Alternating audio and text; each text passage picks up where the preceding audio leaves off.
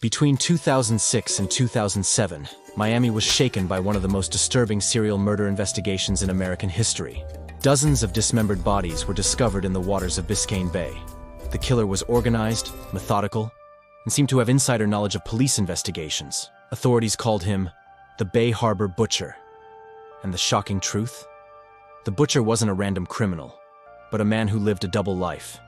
Dexter Morgan, a blood-spatter analyst working inside Miami Metro Police. Season 2, Episode 1. It's alive. The bodies are first discovered.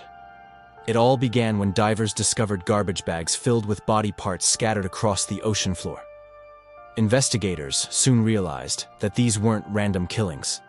Each victim had a violent past. Rapists, child abusers, and murderers who had somehow escaped justice. The Bay Harbour Butcher wasn't targeting innocents. He was hunting killers. Season 2, Episodes 1 to 2. The task force identifies the victims as criminals.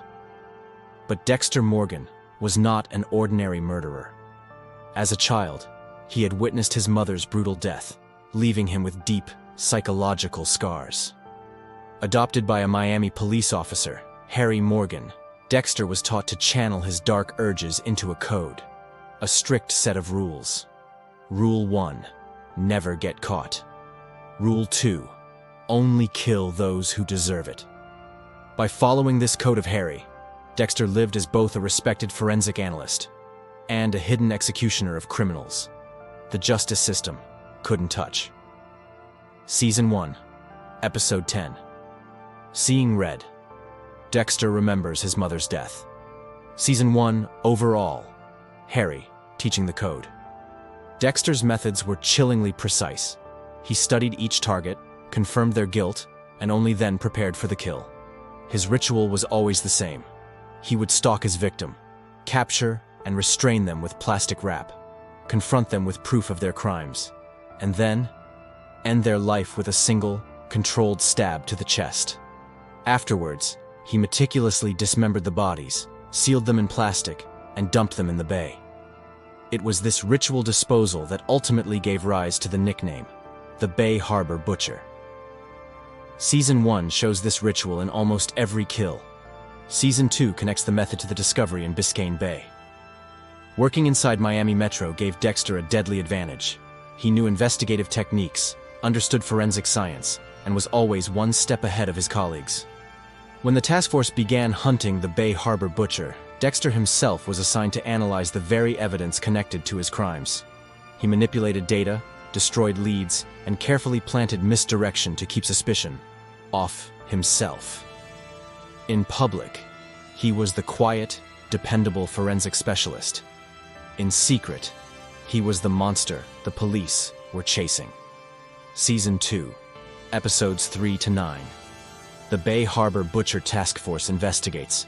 Dokes begins suspecting Dexter. The butcher was never officially caught. To the outside world, the case remains one of Miami's darkest mysteries. But the truth is clear. Dexter Morgan lived two lives. By day, a blood analyst helping the police solve murders. By night, a serial killer delivering his own brand of justice. To some, he was a necessary evil, a predator who hunted predators. To others, he was no different from the criminals he killed, a murderer hiding behind a code. The Bay Harbour Butcher may never have faced justice, but his story remains one of the most chilling reminders that sometimes the monster can live right among us. Season 2, Finale. The British Invasion.